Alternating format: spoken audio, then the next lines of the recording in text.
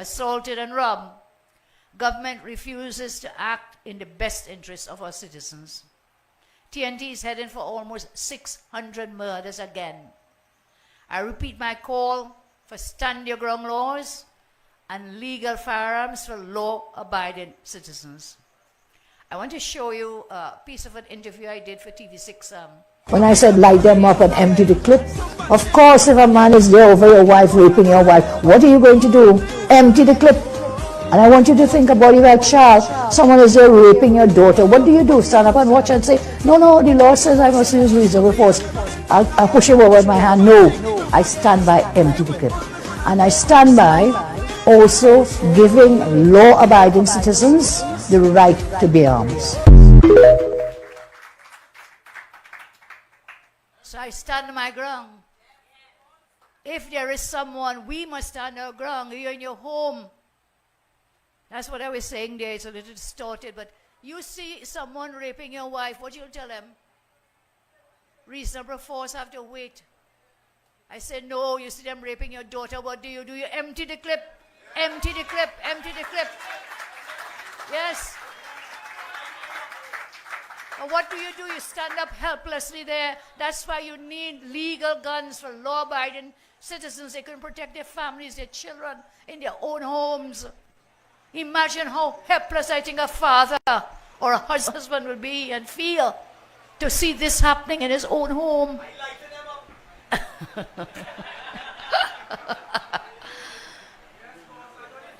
Hard times come for harsh measures. So now I've noticed, I said, a disturbing trend where big men, they act like teenage girls, they go on social media, they make all kinds of excuses against legal firearms and stand your ground laws, creating all sorts of excuses against supporting Ghana because they're afraid of Maduro. I wonder what the women in the lives of these weak men think. How could any mother, daughter, wife, or niece have any respect for weak men who cry on social media because he's afraid to stand his ground if criminals invade his home? These weak men should keep their castrated opinions to themselves and stop embarrassing the male gender on social media. Stand your ground. Get legal firearms. Protect your families. If you're named man, that is what you must do. Protect your families first and foremost.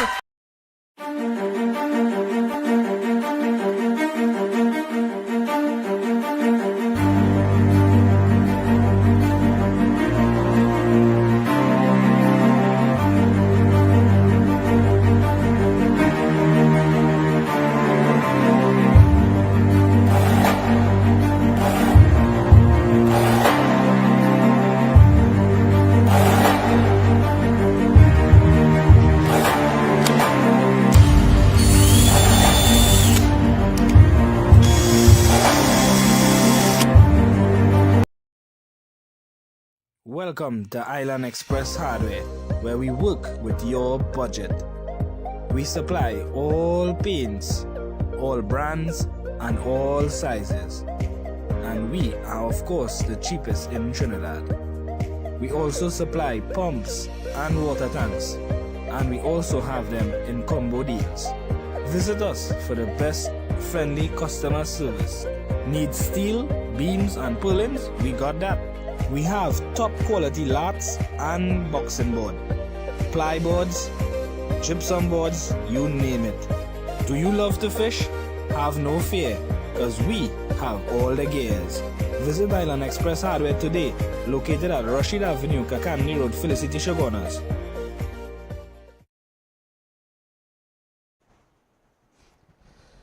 Okay, my friends, a pleasant, good Saturday afternoon in the Republic of Trinidad and Tobago. Those of you who have been anticipating our program on Sentinel Media Broadcasting, your program Hardfacts is a live platform that has been created by Sentinel Media Broadcasting so that you, the individual citizens of our country, would have the opportunity. At this point in time, my friends, you'd have that opportunity whereby you can really and truly identify some of the challenges, the anomalies that is being perpetrated upon the hard-working citizens of our country. So again, my friends, welcome to our program. I am your host, Imam Rashid Karim, and this program is about an hour on a daily basis. We normally try to conclude by 1:15 when we start 12:15. It basically is an hour where we draw your attention to some of the issues that is prevailing in our country, Trinidad and Tobago. Again, my friends, I want to ask you all, those of you who are locked on, for a gentle favor, maybe you can share this video and let others know that here what? You all have an opportunity to call us in studio. The numbers are 372-2129, or you can call me at 485-4644. And maybe you can identify some of the anomalies, some of the challenges that took place with you and your family during the course of this week. When we look at the criminal elements in our society, my friends, when we look at the criminal actions of many of those miscreants in our society, you are seeing, and I am seeing, a very alarming rate of criminal activities taking place in our country, Trinidad and Tobago. It was done in the past, because you would realize in the opening, initial opening of our program, we had a clip running with the Honorable Prime Minister of the Republic of Trinidad and Tobago, the Honorable Kamala Prasad Bissessa, whereby, my friends, she were alluding to stand your ground laws and so forth. And many of you, those of you who are following the trend of politics and the parliament channels in our country, you are going to realize that that stand your ground bill was passed. And again, the opportunity has been dawning upon us for the longest while. Those of you who are really and truly have made applications for your firearms license and to be able to carry your firearms as a means of protecting yourselves and your families, the law has been passed. And today we're going to dissect that and know for a fact that many of you have made applications. Some of you called me and told me that, Imam, we had application inside for 12 to 15 years. In some cases, one individual said 17 years. And you know, it is a repercussion to the citizens of our country that, you know, things are not happening as they ought to happen in our country. So again, my friends, those of you who are locked on, this is your program. Where I invite you is a lunchtime program. So we will not be cheating on your bosses. Those of you who are having your lunch break, you are in your lunchroom. Maybe you are at the side of the road buying some food. Maybe you are at a certain area under a tree. Maybe you are in the pavilions. Maybe you are at your homes. And there were things that is really and truly warrant discussion at this present time. We're not going to talk about the performance of the government. Why? Simply because, again, my friends, there's a teething process in any and everything. We have been seeing this, that even so much so, the government of the day have initiated and you know, they have installed chairmen of board in our country. And just approximately 5 to 6 months, and you're going to realize some of those chairmen have been pulled, the plug have been pulled from them, simply because of, in some cases, non-performance. In other cases, maybe it is before the different channels in our country. But again, my friends, I want to tell you all that you have a voice here on this program, Hard Facts, where we deal with relevant issues. And I tell you something, this is not a program where we look into sell ad. Or this is not a program whereby, you know, we are challenging other programs. What we are doing here is, there are many, many persons outside there who would like to have the opportunity maybe to say something, to do something, so that our country can become a better place. And that's the reason why, you know, this idea was born in the heads of, you know, the directors and members of the group that really and truly started Sentinel Media Broadcasting.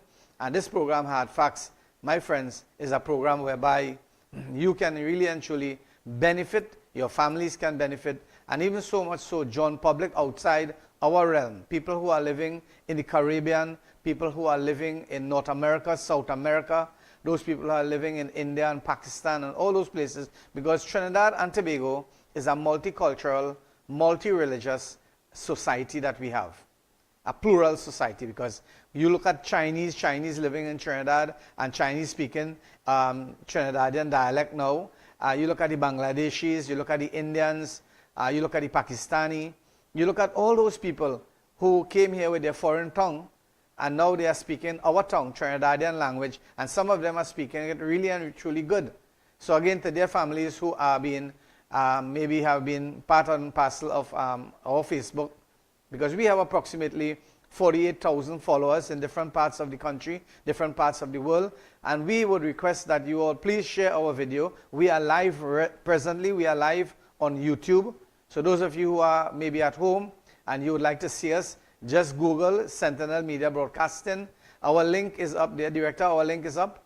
Maybe you can show our link so that those of you who are maybe watching on your phone and you would like to see it on a bigger screen, maybe some of those 75-inch television that you have, feel free to call us. And that's the link there. You can call us at Sentinel Media Broadcasting TT, Hardfacts 786. And again, those of you who are watching our program, like our program and share our program so that others can benefit from our program.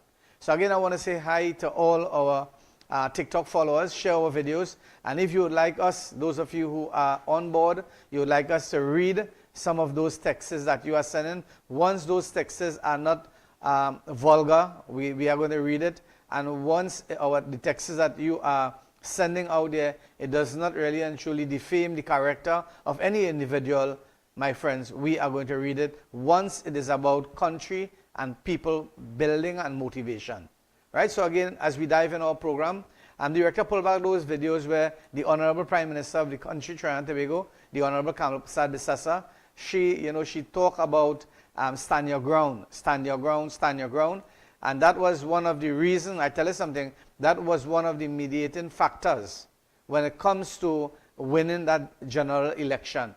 Because people were scared out of their wits. Trinidad and Tobago citizens were scared out of their wits, and anything that would come their way as a preventative measure for the citizens, for people and their families, for businessmen and their workers to be at a safe distance from the criminal elements of our society, anything that would have assisted, you're going to realize that people were gravitating towards that. So stand your ground, my dear friends, my dear brothers, sisters, stand your ground really and truly assisted in the United National Congress earning victory in this general election, right? So we're going to continue our program. I think the director is pulling up those files, but I really and truly wanted you to hear the Prime Minister speaking, and More you're going to people are realize, murdered, Director, assaulted that's and it. robbed.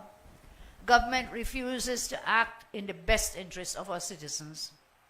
TNT is heading for almost 600 murders again. I repeat my call for stand your ground laws and legal firearms for law-abiding citizens. I want to show you a piece of an interview I did for TV6. When I said light them up and empty the clip, of course if a man is there over your wife, raping your wife, what are you going to do? Empty the clip. And I want you to think about if a child, someone is there raping your daughter, what do? Stand up and watch and say, no, the law says I must use reasonable force. I'll push him over with my hand. No, I stand by empty the clip. And I stand by also giving law-abiding citizens the right to bear arms. So I stand my ground.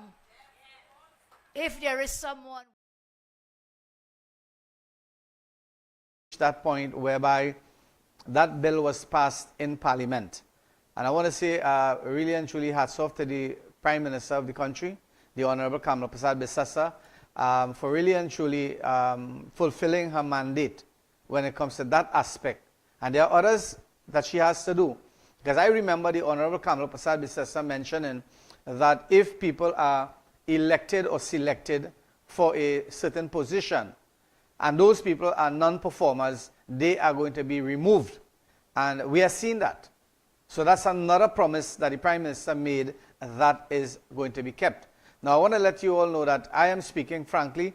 I am not speaking, or I'm not singing for my supper, because I tell you something, been there, done that, and I know the reality.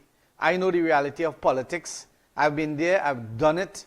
I've been mediating with a lot of people, all those ministers in government at this point in time.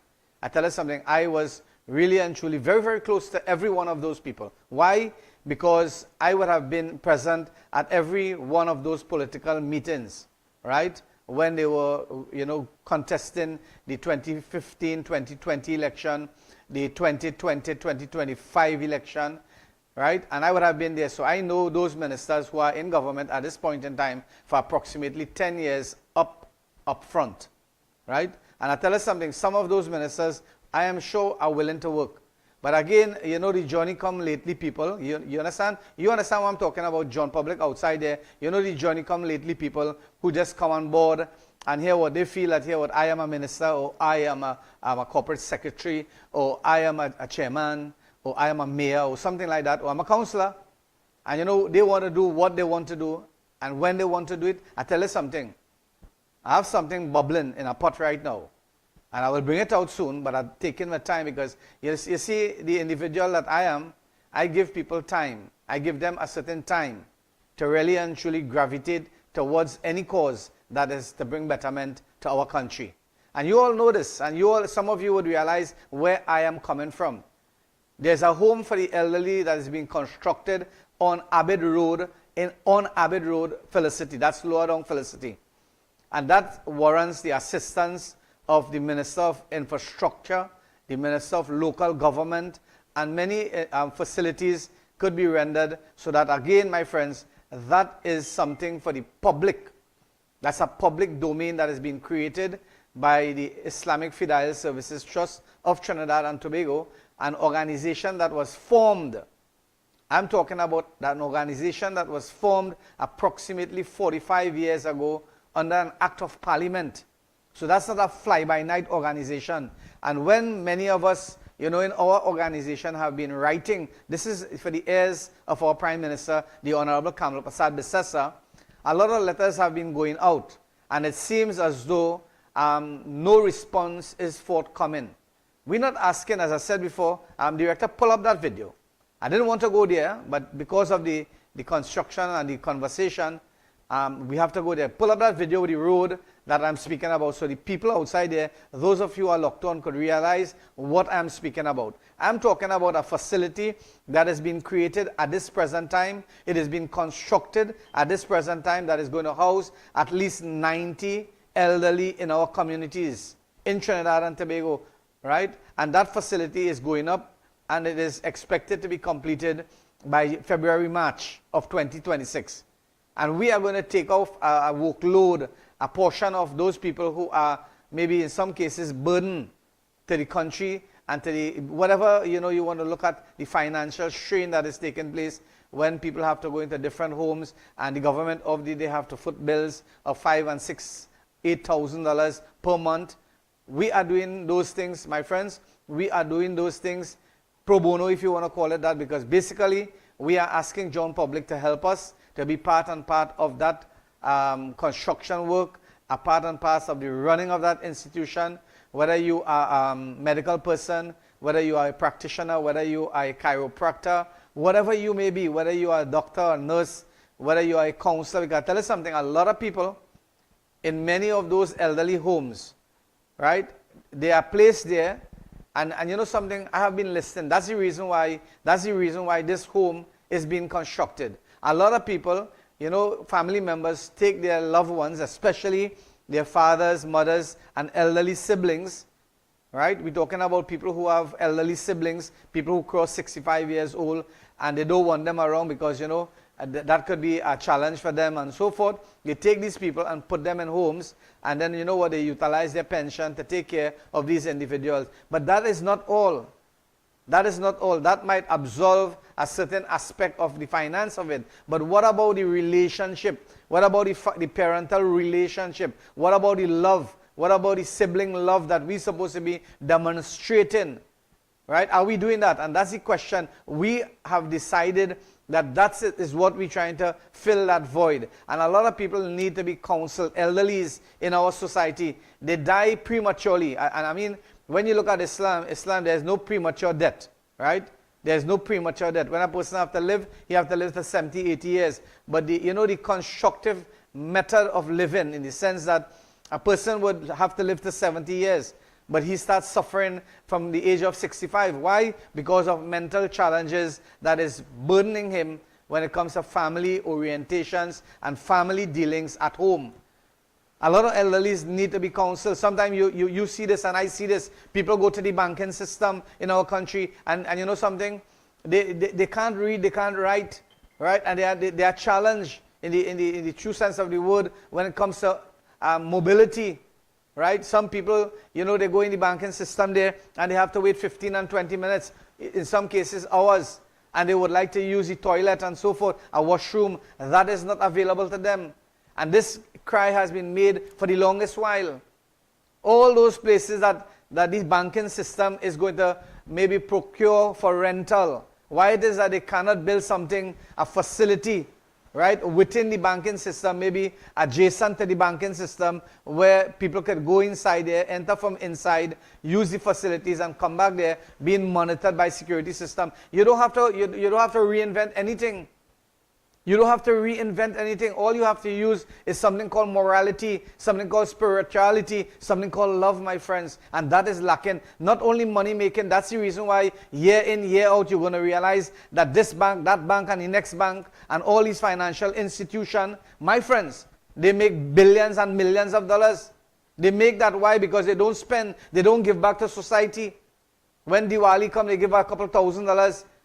When Eid comes, they don't give nothing because the Islamic community cannot benefit from anything that is riba. But they could do things that could benefit the Islamic community. They could do things, and I tell you something, if they want advice, call me. If the banking system want advice, how they can assist the Islamic community, this home for the age, this home for the age that is being built, you all could invest in that, because I tell you something, that is going to be for the populace. That is not only going to be for one group of people. That's going to be for the populace, the population of Trinidad and Tobago. So there's a lot of things that I can really and truly relate to when it comes to the Islamic community. Because a lot of leaders, a lot of the leaders of our society, when it comes to the Islamic community, they are not vocal as I am. They are not vocal. Some of these people, when you ask them, hey, come to the studio and make some contributions, they say, Imam, no, you go ahead and you do it, you qualify, you could do that. No, people want to see, they want to see credibility, they want to see stature, they want to see people of great eminence. People like me, we are ordinary citizens. We are ordinary, humble citizens. That is what I'm speaking about, my friends. You see, that is the access road to the Golden Crescent home that is being constructed by the Islamic Fidel Services Trust. Look at the condition of that road. When the Prime Minister, Dr. Keith Rowley, was there, he said he fixed all the roads, everything fixed. Right? Everything was fixed. Look at the condition of that. And that is a good day. On a good day. That is not on a rainy day. If it is a rainy day, my friends, if that is a rainy day, it is as though you're going fishing. It is as though you're going fishing. So again, Trinidad and Tobago, I would like you all, those of you who are locked on, if there's any issues that you would like to raise on this program today, 372-2129, 485-4644. And I just want to make a clarion call outside there. Word come to us in this studio that the government of the day has issued checks to the tune of $8,500 to people who are needy cases, and there's some certain clause, there's certain conditions that has to be followed. And people calling me and asking me, Imam, can you raise that on the platform that you have created here? Why it is that if money is remained back from that $8,500, why it is that money has to go back to the government or to the borough or what have you? Because the people, I somehow or the other, and I would like to draw the attention of the Honorable Prime Minister, the Honorable Kamal Prasad Bisasa, and the Minister of Social Development, the Honorable Vandana Mohit. Right? I think that goes under her purview. That a lot of people, they misconstrued, they misunderstand what that check really and truly is all about. I'm going to take a break, and when I come back, my friends, those of you who have that challenge, that problem, and maybe you do not understand, because I got a glimpse of it, somebody sent me a glimpse of it where they said that $8,500 grant that is given to you, it is to purchase a stove, it is to purchase 2 beds and 2 mattresses. And they look at the tune of $2,500, $2,000, $2,000, or something like that. Right? And that is the value of it. But you know something, these people, they misunderstand, or they doesn't get the real understanding of that. And they think that, you know, if you don't spend that money and you do not provide, I don't understand if you have to provide documentation that you purchase the mattress, you purchase the bed, sorry, or you purchase anything. I don't understand that. So if there's anybody outside there who is listening to me and you would like to get some clarification, or you would like to share some clarification on this matter, the $8,500 grant that has been given by the government of Trinidad and Tobago, maybe that could have been a flood relief kind of thing. We don't know. But people calling the studio and saying, and I don't want to raise that issue in a manner that may point out or identify any negativity towards the government of the day. That's the reason why I'm making a clarion call here. If there's anyone outside there who have maybe a keen knowledge of that transparency aspect when it comes to the issuance of the $8,500 check that has been given by the government of the day, please call me at 372-2129, 485-4644, and let us really and truly dive into it a bit. When we come back from our first break, I want to let you all know the responsibility of a prime minister and the responsibility of an opposition leader. Some of you might know it, some of you might not know it. So when we come back from the break, I want you all to stay tuned. You're going to realize the responsibility of your prime minister, the Honorable Kamala Prasad. Many people know the prime minister, she's the boss, she's the leader, she's this, that, the next. Let me just read. Let me just read from the guidelines that is given to us what is the role and the responsibility of a prime minister and opposition leader. Because I tell you something, some of you, right, some of you would have realized yesterday there was a kind of, you know, a situation that pops its head in Parliament when the opposition leader made her contribution and she made a certain statement, and that statement is directing the Speaker of the House and those in Cabinet, those in Parliament, sorry, those in Parliament, that the understanding is that the bill has come to a conclusion. And that is what was transpired in that discussion, and that it was mandated in that sense of the word. And the Speaker of the House, you know, he went on a 10 minutes break, and when he came back, and it was realized that, you know, it was an error on her part. But you can't be an opposition leader and make that type of small mistakes, right? Not because of, you see, I'll go somewhere in this program and people mightn't like it, huh? I'll go somewhere. You see, one of my problem is this. I hate this. I abhor this. When people of a certain calibre realize that, here what, I am the best thing after sliced bread. And you know something, they're not like a hops bread. They can't even function like a hops bread. But they're thinking to themselves that I am better than, you know, the best thing after or before sliced bread. Right? And I'm telling you all have to, and my policy is this: if somebody could do something, whether you black, brown, green, Indian, Coolie, Chinese, wherever you may be, wherever you may be, when it comes to tribal, when it comes to religion, when it comes to performance, if you could do a good job, put that person. Don't look at the characteristic individual, you know, the countenance aspect of that individual. Use the caliber of the individual when it comes to qualification. And that I see is not being used. Now I am seeing it. I am seeing it. We see certain people given position, really and truly, they were supposed to be groomed more. How can you, as an individual, you know, sit in a chamber or sit in a meeting or a forum when knowing for a fact that the person who is disseminating any kind of information to the general public is erroneous, giving wrong information, and you are sitting there and you have the correct information? Trinidad and Tobago, we have to really and truly get our act together.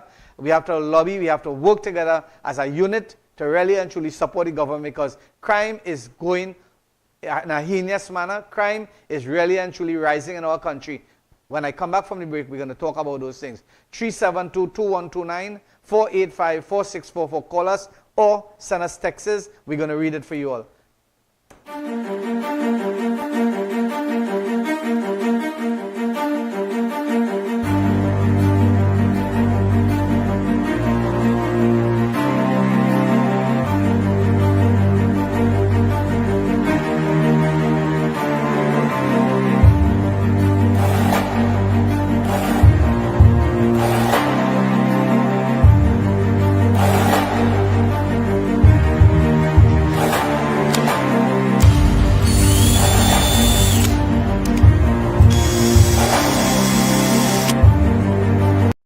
Welcome to Island Express Hardware, where we work with your budget.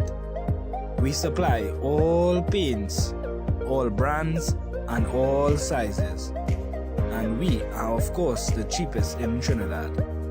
We also supply pumps and water tanks, and we also have them in combo deals. Visit us for the best friendly customer service. Need steel, beams and purlins? We got that.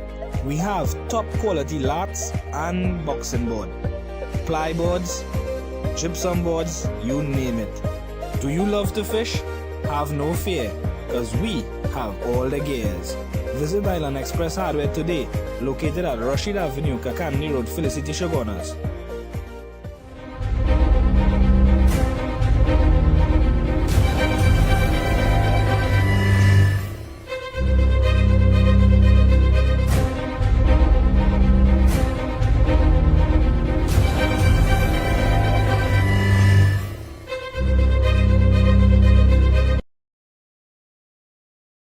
Okay, my friends, welcome back to our program Hardfacts that is aired on Sentinel Media Broadcasting, whereby we discuss issues that is very, very relevant, that is issues that can make some sort of difference in the lives of our country, Trinidad and Tobago.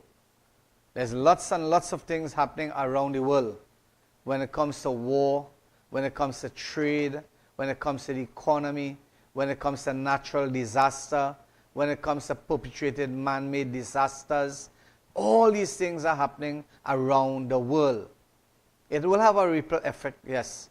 It will have that ripple effect upon us, yes. But at this point in time, in Trinidad and Tobago, there is a train that has gone haywire. And that train, my friends, is the criminal society, the criminal elements of our society. They are wreaking havoc. They are destroying the fabric of our society. And you and I, we have to ban our bellies, not like what the other person said, ban your bellies, tighten your belt, not like that. Right? Not like that. We're talking about ban your bellies and stand up for what is right, because it is the right thing to do. That is what we have to do. The Honorable Kamala Prasad Bisesa, tell us something. A lot of people say, you know, she's not performing and this, that, the next, and the United National Congress is not performing and this, that, the next. People are going to say those things. Why? Because certain people who have been given the authority to do certain things, they are not functioning there. And because of that ripple effect of them not functioning, it goes back directly to the head of state, who is the Honorable Kamala Prasad Bisesa, and performance matters. This is what she has said in her mandate, her political campaign. Performance matters, right? And we are saying this here today, that there are certain individuals, you know, some sort of check and balance should be done upon them. Because you're going to realize that there are ministers who, like for example, housing minister. Anybody could tell me how much ministers in the housing ministry? How much ministers there? If I lie, I count about 3 or 4. I don't know. I count about 3 or 4. I remember Trinidad and Tobago, Dr. Keith Rowley, right? He had something in the diplomatic center where he invited the Islamic community. And I was there present. And when I took the mic, you know, he wanted to leave. He wanted to leave, but somehow or the other, I took the mic and he stayed. So I told him, I said, look, so and so is the case, right? Why it is that you have one Muslim. At that time he had the Honorable Haji Kazim Hussein, who was the Minister of Agriculture at that time, one Muslim, right? And you have 12.5% of the population of our country is Muslims. I asked him that question, and he told me that, you know, he already have a big cabinet, and you expect me to, you know, bring a next minister or increase the cabinet. You know, it kind of put me down then, but I don't really take it on. Because I tell you something, this life we live in is a one-time thing. And if people is against you because you're speaking the truth, thumbs up. If people are against you and hate you because you're trying to save your country, thumbs up. But again, if people are right, then you have to watch yourself, because you know you are failing, not only in the society, but in the sight of the Creator, the Almighty, you are failing. And my point here today, my friends, is that the Prime Minister of our country really and truly have to check upon those ministries where you have 3 and 4 ministers and ask the question. Let me look at housing. Look at housing. Right now, there's a dilemma. There's a dilemma because you've seen this in social media. Every single day it has been broadcast and shoot out in the public domain. Where is it that they're going to get the monies to pay the 10%? Where is it they're going to get that money? Now, I tell you something. A lot of people talk with sense outside here. A lot of people talk rubbish and a lot of people talk sense. People were saying this to me. Imam, and those of the people who I'm talking about here, they may not be alive. Some of them would be, their siblings are alive. And you're going to realize that the Caroni 1975 Limited, they would have something called a sugar loan. And they would have been given people approximately $15,000 at that time in 1975, 1978, 1980, 1985. Around that period of time, they would have been granted a loan, maybe 15, 20,000. And people would have built a home. They would have built a home under the diagnostics and the designs that were given by Caroni Limited, 1975 Limited. Now, when you look at what is taking place today, we've seen havoc upon havoc upon havoc. Those of you who are driving on the Uriah Butler Highway, when you reach Shawana's flyover, look at the left, you're going to see 2 towers. Billions of dollars were spent there. Billions of dollars were spent there on the PNM. And lately, on the PNM, that very said 2 towers, it was condemned by, I think, certain ministries and certain departments of constructions in our country. Those 2 buildings were condemned. I believe some sort of restorative work was done with the infrastructure and what have you, and they started again. They spent a couple million, well, I'm talking about in the vicinity of $200,000 to $300,000. I'm sorry, not $1,000 million was spent to kind of revamp those 2 buildings. You know something? Those 2 buildings gone down again. And under the United National Congress, I don't think those buildings are going to be repaired because they don't have money to repair that. So those millions that were spent to do the restorative work is going to be wasted again. And our next government come in place in maybe a couple of years' time, and next government come, right? You know something? They're going to reinvent the wheel again to fix that very same thing. So these are, money-making machines that has been created by relevant members of society so they can benefit from the coffers of our hard-working citizens in our country. So my friends, the point I'm raising here is there are certain ministries that have many ministers, right? There are ministers here, there are ministers here, junior minister here, junior minister there. I am not hurt for that. I'm not querying that. What I'm querying though is the performance aspect of it. Right? Who is monitoring the performance aspect of it and giving a black and white report to the Honorable Kamala Prasad Bissessa so that she would be able to initiate and understand what really and truly is taking place, because that is one of the portfolio of our beloved Prime Minister of this country. To understand, to read reports and understand what is taking place in all the different relevant ministries. She can't do it alone. That's the reason why she would have a team, a ministerial team. When you look at the office of the Prime Minister, there's 3 or 4 different people there. The Honorable Barry Padarat, the Honorable this one and the Honorable that one. They are there. I think the Minister up there also is Minister Neil Gosain. He is the MP for Chaguanas West. He's also there. So the point I'm making is that there shouldn't be no failure when it comes to representation. Now I want to raise an issue here pertaining to the road again, Abed Road. And it was mentioned by the Honorable Dr. David Lee. David Lee, pull that video, Director. Pull the slides.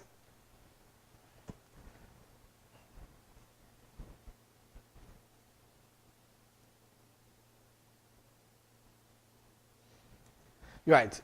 Dr. Lee says Central will no longer be ignored. Right? That is something that was said in the Guardian newspaper. And we are going to hold him to task on that, because basically we are initiating a program. We are initiating a program to help. Right?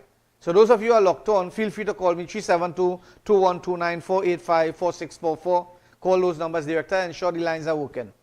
Let's take some callers. Call us, and let us know what is taking place in your neck of the wood. Are you satisfied with Minister David Lee saying Central will no longer be ignored, right?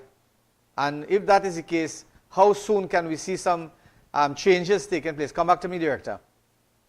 How soon can we really and truly expect some changes? Because I tell you something, under this government, knowing for a fact that Couva North, right, Couva South,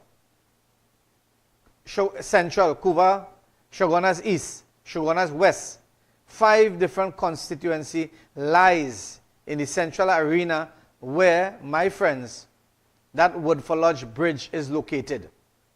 Are we, as citizens of our country, going to expect that that bridge at Woodford Lodge be constructed and a new bridge be constructed for the people of Central Trinidad?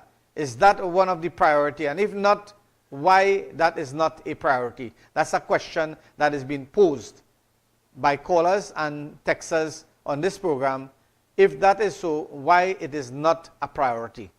Right? As we continue our program, we're going to dive into something that is really, really heart-pressing. And I want to let you all know, Trinidad and Tobago, I can't understand this. And listen to me carefully. Somehow or the other, you know, it fascinates me to know how gullible people are. I told you this, and not only me. We have different media hosts and TV hosts telling you this on a collective basis every week. Hey, if you find something, a product that is being offered to you, looking kind of fishy in the sense that it normally sells for $1,000, and you see a man selling it for $300. Something fishy there. Something not adding up. The maths not mathsing. And you going, you know, last week again I saw this. Somebody, right, a mother and a son or somebody like that, right? They went up somewhere in the east. No, they went in the north. Sorry. They went somewhere in the north to buy a phone. Again, phone. Because I tell you something, when kids want phone today, they want the best. Director, which is the best phone at this point in time? i6 or something like that? iPhone 17. Imagine that. It had iPhone 1, 2, 3. It gone to 17. Then next year it going to 18, and then it going up and up and up. People want to buy the best phone for the children. And those type of phone cost 15,000, 20,000. Right? And I tell you something, people today, you all see that phone selling for $10,000. That's a steal of a deal. But that's not a steal of a deal for you. That is a steal of a deal for the bandits and the criminal elements who is going to wait for you and mug you. And hear what? I tell you this happened real. They are playing so much righteous. And they are playing so much, you know, positive people. Hear what? I am meeting you nowhere. I want you to come at the police station and meet me, you know. So when you hear police station in your head, you say, oh boy, that's a genuine guy, boy. That man want to meet by the police station. So you know conting there. There's a real thing. And lo and behold, you pack up waiting in front of the police station, waiting for this man to come. This man has come as that, yeah? So he's setting up the play. They're setting up the play. If you all don't know, it's a setup. It's not one person doing that. It's 2, 3 people. It has men done watching you by the police station already. If you don't know, when you sitting there, what vehicle come with a black Tida, or what vehicle with a white so-and-so, a white Corolla, a man done marking you and watching how much people in that vehicle. A mother and a son, or a father and a daughter, or 2 young boys. They don't watching that already, so they're watching the target, if the target could be responsive or not against them. So here what they do. They call and say, oh boy, look, I got a flat tire, not too far from you. And they call a street name, Success Street, or Xavier Street, or this street. Meet us right here, it's walking distance. Come down and meet us, or drive down and meet us. We have everything waiting for you. And lo and behold, stupid people again, and I'm using the word stupid people again, they're going to go to that narrow alley. And when they go there, my friends, you know what? You know what? The people are going to rob you because, you know, they are taking a check. That's a steal of a deal. We want cash money. Right? And that is what is happening. San Fernando man robbed of over $100,000 cash in Port of Spain. A San Fernando man robbed of over $100,000 cash in Port of Spain. From San Fernando to Port of Spain, $100,000 he lost. And you know how much time he take to make that money? if it is a genuine business. I tell you something, months. Big business today can't even make 10,000 a month. Big business today cannot make, some of them breaking even. Big business. And you know something, when I on this program here and the businessmen listen to me, because I know there's a lot of businessmen listening to me here. Let me tell you something, if you call the program, you don't make me feel better, or you don't make me feel great, or you don't give me any, any joy. If you call, all you're doing is supporting your own venture, and you are supporting the truth. Come out and speak the truth, because big business, we're not talking about the 1% and the 2% and the 5% business. We're talking about the normal hardware owner, the normal plug shop owner. We're talking about the normal supermarket owners, the normal roti shop people. It's hard who renting to even pay the 10,000 and 5,000 rent. Right? So when they make some money, you know how hard it is to make $100,000, how much time it takes for you to make $100,000. Last week gone, right? Last week gone, listen to Trinidad and Tobago. And those of you who are worldwide, right? Those of you who are different parts of the world. And if you want translation, you could get translation. Because our program is in different translation. You could translate it and you could listen to what I'm saying in different languages. Right? You could go in African, you could go in Portuguese, you could go in Chinese, you could go in Arabic, you could go in Urdu, you could go in Hindi. Any language, you could get it on this program. Right? You could Google it and get it on this program, translating for you. One man took out money and he went. He went home. Before he went home, the money is on his seat. Money gone. $100,000 or $50,000 gone. What is happening in our country? What is happening? How these people know Trinidad and Tobago, and those of you who are watching the program, how these people know a man walking with $100,000? Is either the individual mouth, he mouth too big, or he like too much a name or fame, or he like to, he like to be bragging. I had to pay my people, I have $100,000. I had to get $100,000 to pay them. And I had to do this and I had to do that. And people listen, when you buy the ice cream shop, right? And when you buy the rum shop, when you buy the bar, when you're in the restaurant, when you're in the public place, when you're in the bank. I listen to people conversation in bank. And when I hear them talk, and I have a business in Miami, and I have this day, and I have this here, people sit down and listen. They pretending that they're on the phone, but they're listening to you. They're listening to you. The best thing for you to do is remain silent in public places. You want to brag and you want to boast. Boast in your bedroom with your wife and your children in your house. Boast with them. Because the moment you start boasting outside in the public domain, you have become a target. You have become a target. So you have to watch yourself, Trinidad and Tobago. And I'm speaking about all businessmen, all roti shop owners, all small business, all housewives. I tell you something, Trinidad and Tobago, let me give you some advice. Just now is Christmas time. People want to go in Price Mart and all these big places and fill the trolley brim to brim. You all want to fill your trolley brim to brim. High up with all the high-end products and okay. You have to be careful. People watching you.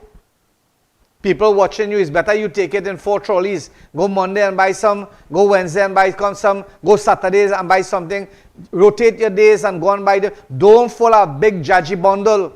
A big judgy bundle, a big trolley overflowing, people watching you. When you feel nobody watching you, people watching you in this country, in your own community, people watching you around the country. People don't go have picnic again. People don't go on beach again. Very, very rare people will go take their family to go in those public places because it is unsafe.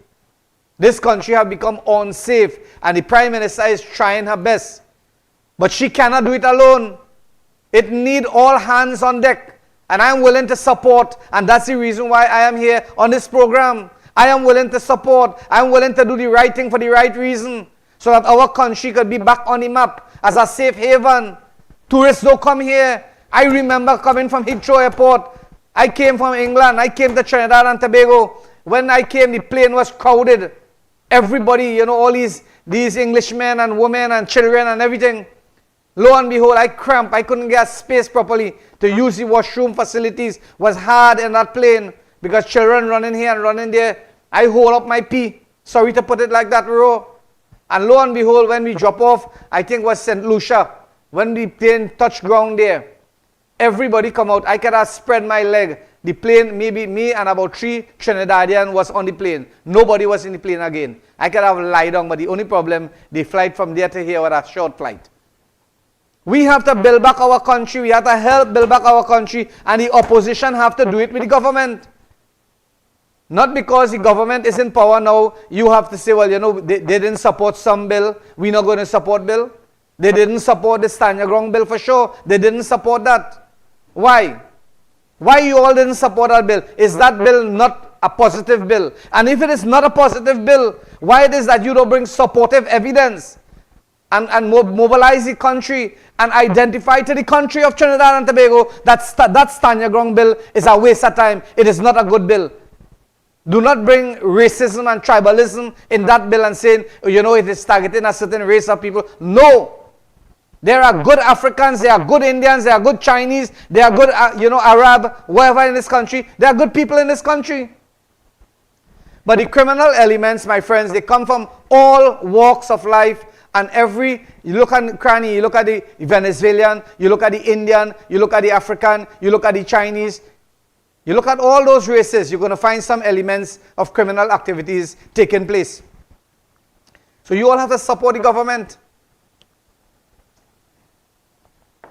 We have approximately 4 years with this government. What is it we're going to do? Are we going to fight the government? Are we going to fight the United National Congress government on every matter? I am waiting. I tell you something, on this program, I am waiting. Because a lot of things were done under parliamentary privilege in the parliament. And people, you know, they are taking kudos for it. Like certain people were saying, you know, Ralph Gonzalez, we get rid of him. And this one, we get rid of that one. And we get rid of the next one, right? We get rid of these people. Excuse. What benefit does that derive when it comes to Trinidad and Tobago? We have to work together as a unit.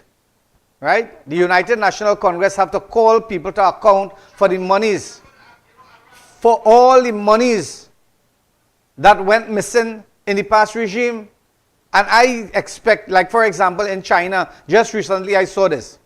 The Minister of Agriculture in China was sentenced to death for embezzlement of fraud. Why things like that can't happen in our country? I'm not saying death, but why can't they be punished? Why can't they be reprimanded? Why can't they be reprimanded for the monies that went missing? Right? Why can't that happen?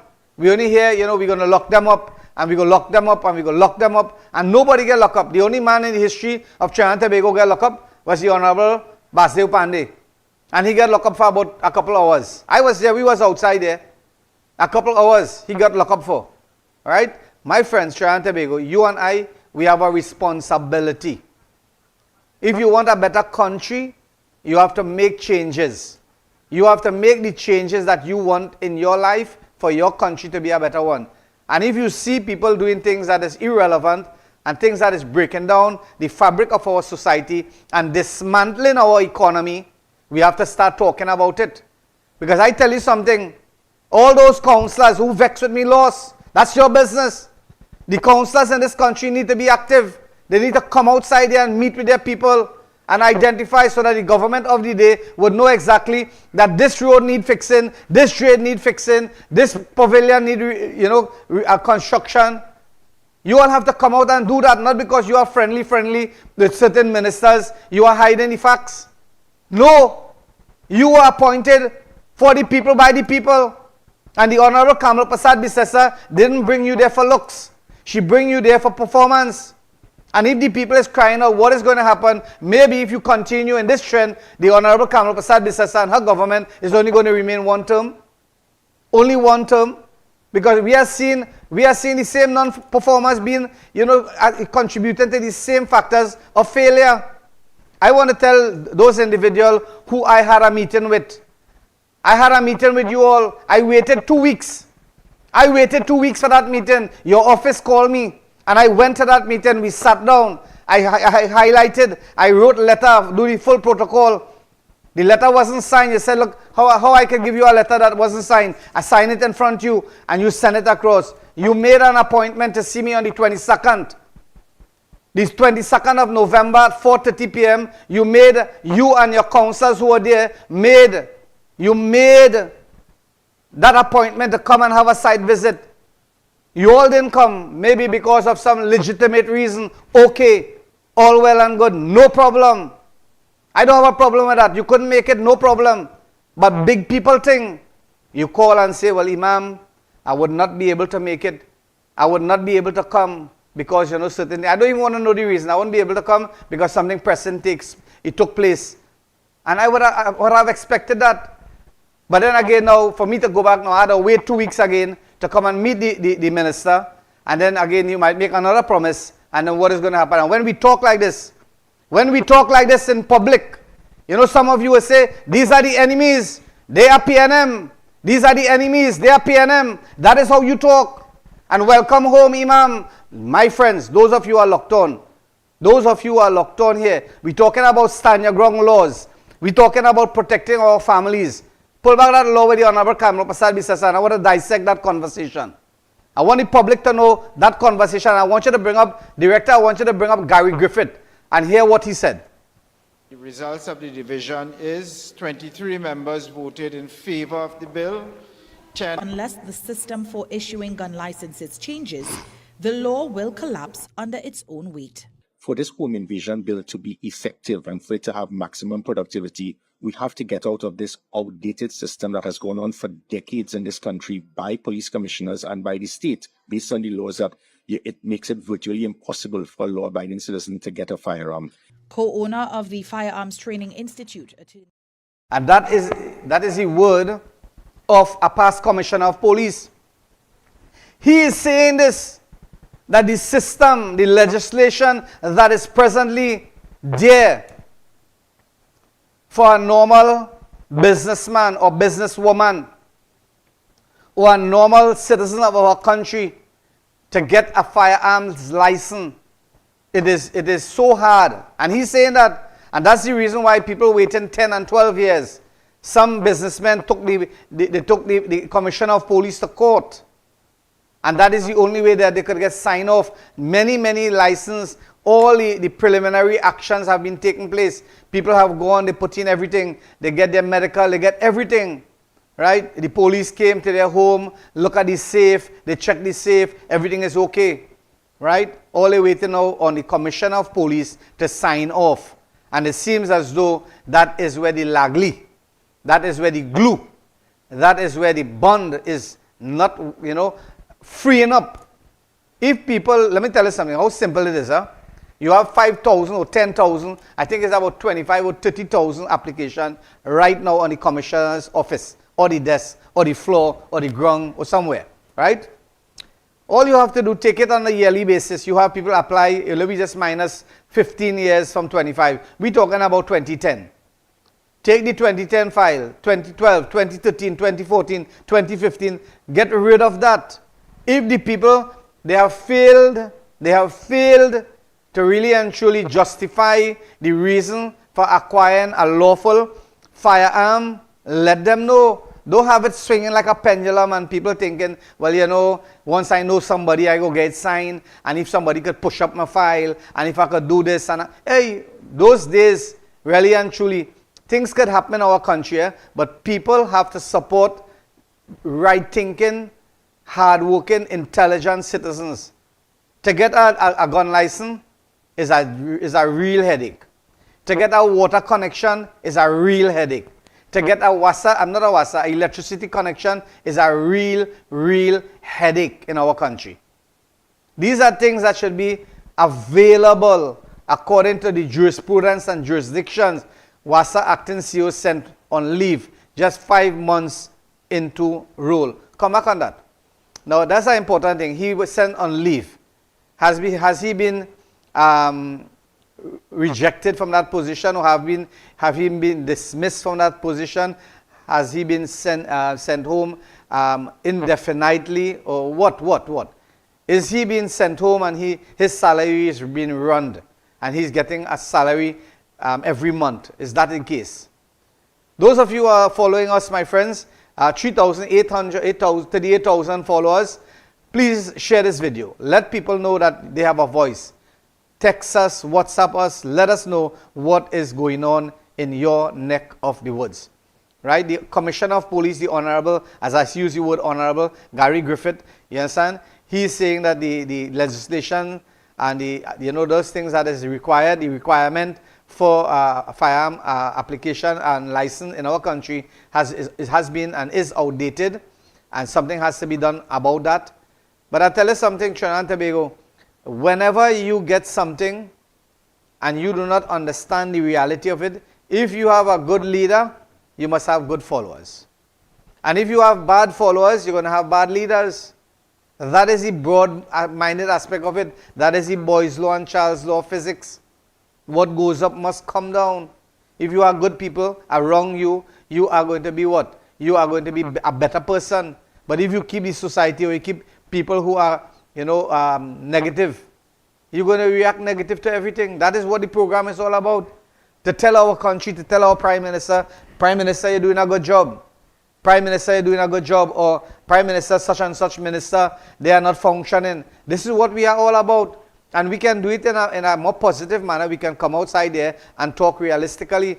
And that is sometimes we need to be, we need to be draconian. We need to be drastic, because sometimes we talk today, we talk tomorrow, we talk the next day, we talk the following day, and nobody listening. So sometimes you have to hold the bull by the horn and let them know, shake them up a little bit, and let them know, hear what? You're dealing with people. Your position as a representative of the Shogunas West or the Shogunas East or wherever constituency that you belong to, my friends, you have to represent your people. One of the reasons that my friend here, Dinesh Rambali was booted out. Why?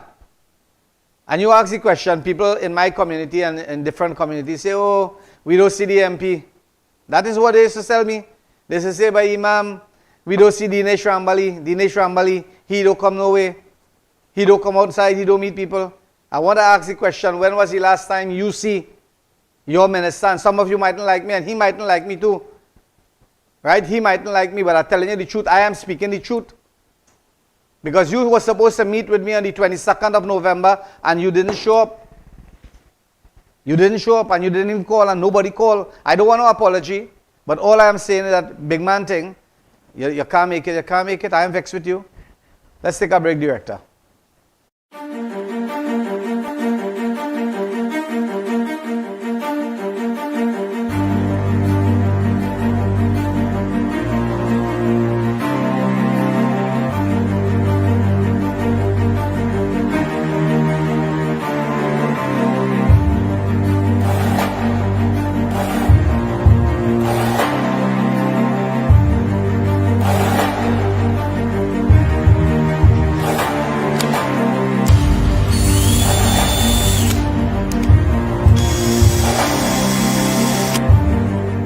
The Island Express Hardware, where we work with your budget. We supply all paints, all brands, and all sizes. And we are, of course, the cheapest in Trinidad. We also supply pumps and water tanks, and we also have them in combo deals. Visit us for the best friendly customer service. Need steel, beams, and purlins? We got that. We have top quality lats and boxing board, plyboards, gypsum boards, you name it. Do you love to fish? Have no fear, because we have all the gears. Visit Island Express Hardware today, located at Rashid Avenue, Kakani Road, Felicity, Shogunas.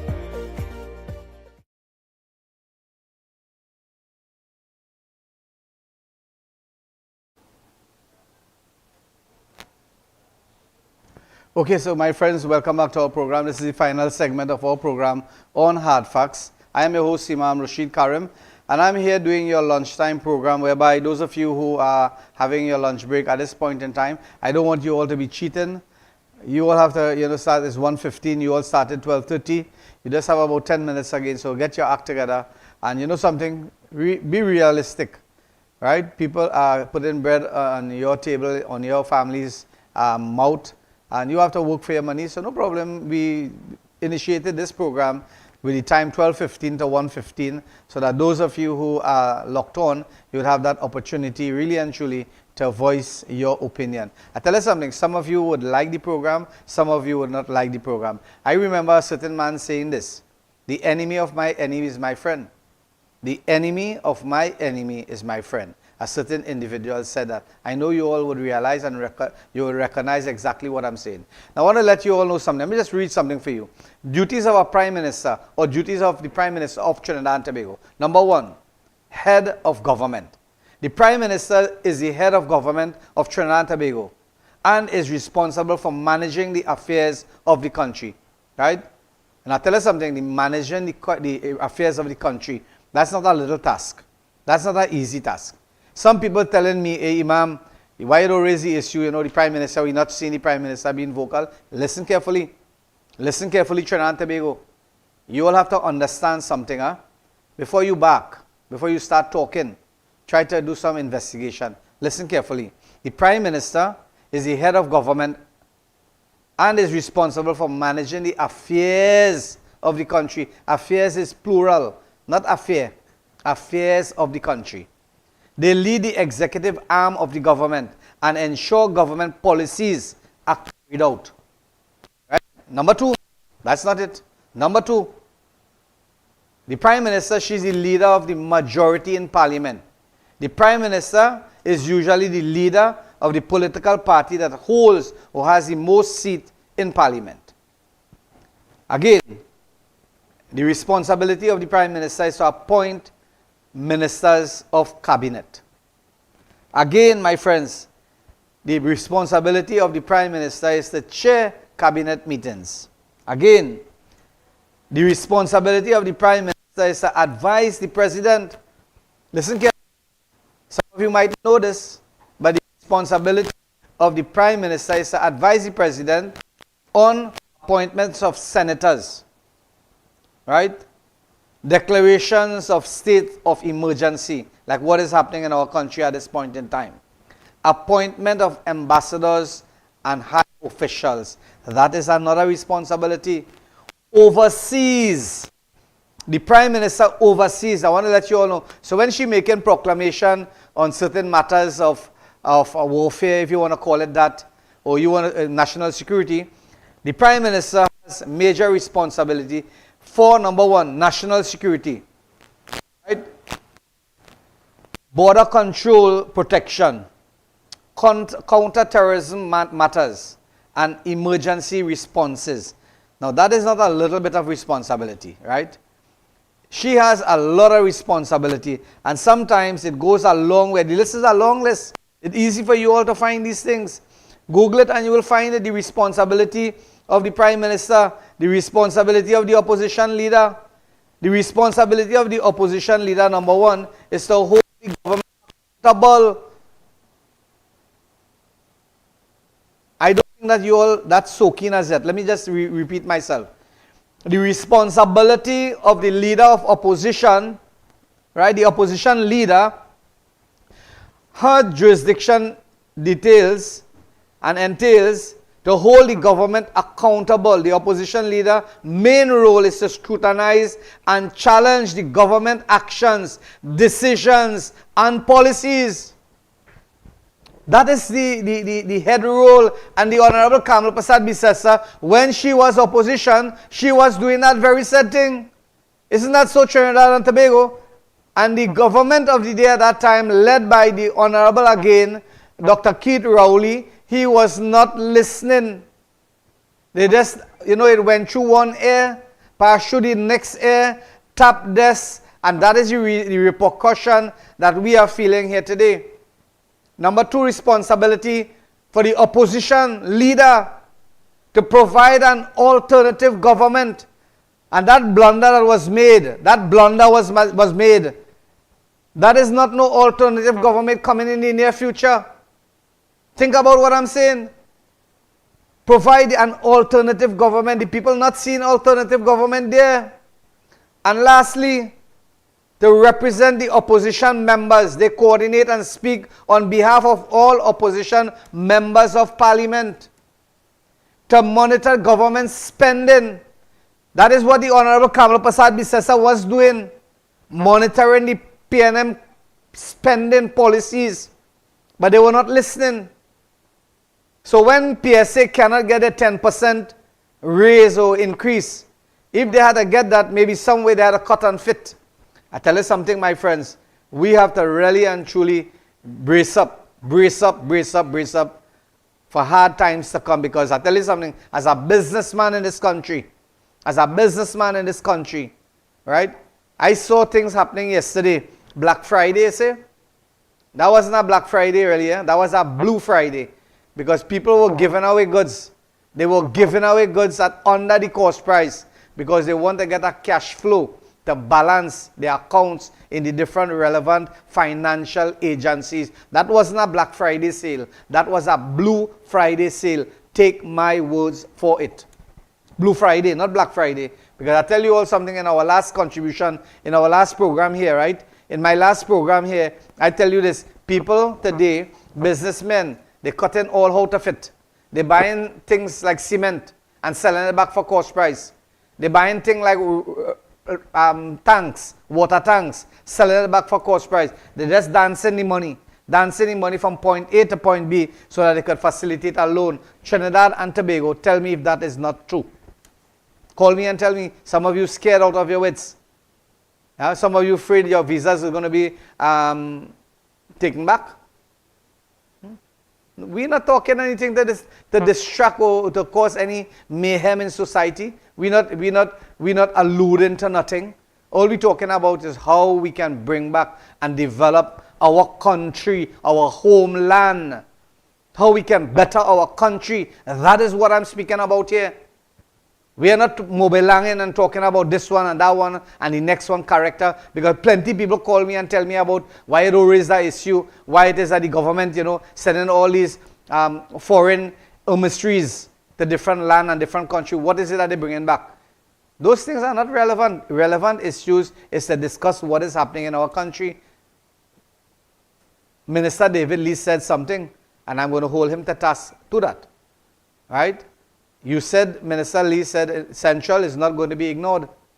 And I do hope and pray that, those words will really and truly make a big difference in the lives, not only Central Trinidad. I don't want to sound discriminative. In the whole of the country. You know something? I have a little solution, and I hope the Minister of Infrastructure and Minister of Local Government, the Honorable Jolene John, if she would only be listening to this, I think she's in foreign land right now, right? But as I say, those of you who are listening, because I know we have some good chismoso persona, right? We have some good people watching the program, right? So, my friends, what I would like you all to do is let them know that there's a fast, there's a touch-up. There's a touch-up, sometimes you make a little bounce, a little accident, and you want a fast touch-up, so your car could come back in the road and become roadworthy. Well, this is a fast touch-up, right?